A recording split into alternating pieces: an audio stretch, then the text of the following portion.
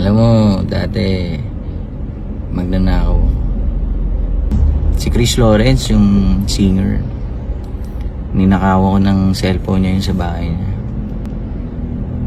Meron pa isa co-worker ko sa showbiz.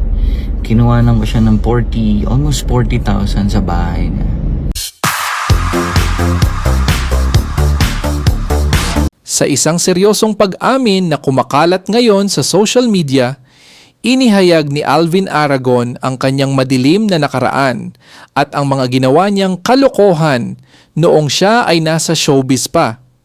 Inamin niya na dati siyang magnanakaw kung saan kabilang sa kanyang mga naging biktima ang sariling lola na kinukuhanan niya ng 5,000 hanggang 10,000 pesos mula sa drawer nito. Bukod dito, hindi rin nakaligtas sa kanya ang kanilang kapitbahay at maging ang singer na si Chris Lawrence na ninakawan niya ng cellphone sa loob mismo ng sariling bahay nito. Hindi rin nagtapos doon ang kanyang mga maling gawain dahil inamin din ni Alvin na kinuhaan niya ng halos 40,000 ang isang co-worker sa industriya upang gamitin lamang sa pagmomol at pambili ng mga material na bagay. Aminado si Alvin sa mga maling gawain noong hindi pa niya nakikilala ang Panginoon. Pag-amin pa ni Alvin, humingi na siya ng tawad sa mga nagawa ng pagkakasala at pinatawad naman daw siya ng mga ito, gaya ng Panginoon na nagpapatawad sa mga kasalanan ng tao.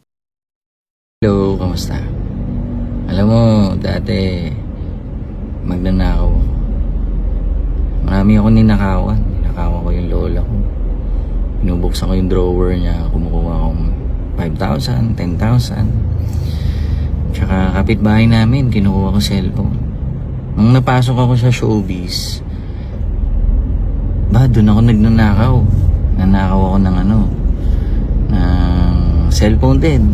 Si Chris Lawrence, yung singer, ninakaw ako ng cellphone niya yun sa bahay niya.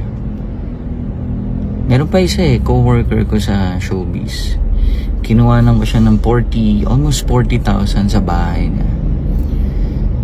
Yun, I spend money sa pagmomol, bili lang material things. Ganun ako kaloko-loko, katarantado. Magnanakaw ako. Until 2009, nakilala ko si Lord. Nakilala ko ang Panginoong Jesus. Naintindihan ko yung ginawa niya sa cross. Na may kabayaran pala yung kasalanan. Yun yung you will go to hell when you die because of sin. But because of the love of God, He sent His Son, Jesus, to die on the cross. Kasi without the shedding of blood, pag walang dugo na mabubuhos, walang forgiveness na mangyayari. So because of the blood of Jesus that was shed on the cross 2,000 years ago, ano yun? Those who believe, mapupurgive sa kanyang mga kasalanan. Pinurgive ako ni Lord sa mga pagnanakaw na ginawa ko. At binago niya yung puso ko. Simula 2009, hindi na ako nagnanakaw. Tapos nakita ko si Chris Lawrence sa Gold's Gym sa Galleria. Pray ako, Lord, sabi ko, hingi akong tawad dito. Sabi ko sa kanya, Chris, ako yung nagnakaw ng P900 mo. Nagulat siya. Sabi ko, I'm sorry. Tsaka yung co-worker ko na ninakawan ko ng 40,000, nakasabay ko sa CR sa isang offices dyan sa Quezon City. Sabi ko sa kanya, ako po ang kumuha ng pera nyo. I'm sorry. In-spare na ako ni Lord, hindi na ako pinagbayad. Hindi na nila ako pinagbayad o pinabalik. So, pinatawad din nila ako. So, binago ko ni Lord. In fact, tines pa ako kung talagang nagbago ako. Nagtinda kami ng alahas nung boss ko. Hanap ako ng client. Pinabitbit niya ako ng worth 2 million na alahas. So mga earrings, mga pair of earrings. Ako lang mag-isa, pwede ko nakawin kahit yung pakaw pero binago talaga ako ni Lord Hindi ako nagnakaw. Binalik ko ng buo yung mga alahas. Isang bag, ang dami alahas. Tsaka ginawa akong manager, general manager ng The Generics Pharmacy sa Cavite City.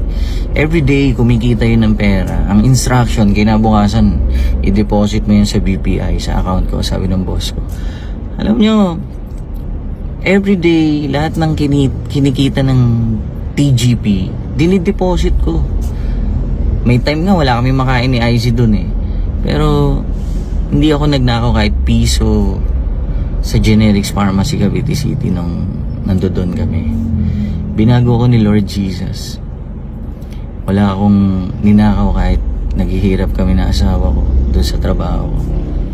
So ikaw, kung malikot ang kamay mo o magnanakaw ka sa gobyerno, mapa-barangay, mapa-city hall o kung sa man department ng government, only the Lord Jesus can change your heart. God gave me fear of God. Tatakot ako kay God kapag tinatempt ako ni Satan magnakaw ulit. But hindi niya ako pinababayaan. The Lord giving me grace to overcome temptations. Ibigyan niya ako ng tulong at lakas. Kung ikaw magnanakaw sa work mo, sa family mo, naku po, ang good news ko sa'yo, pwede ka pang mabago. Pwede kang baguhin ng Panginoon. Simula 2009, ngayon 2024, hindi na po ako nagnanakaw. Yun lang, maraming salamat. God bless you. Ang inggit, yung bagay na dinidesire mo, napunta sa iba. Tapos ikaw, wala ka. Gusto mo, ikaw dapat yung nasa posisyon niya. Yun ang inggit. Alamin natin kung inggit ka talaga.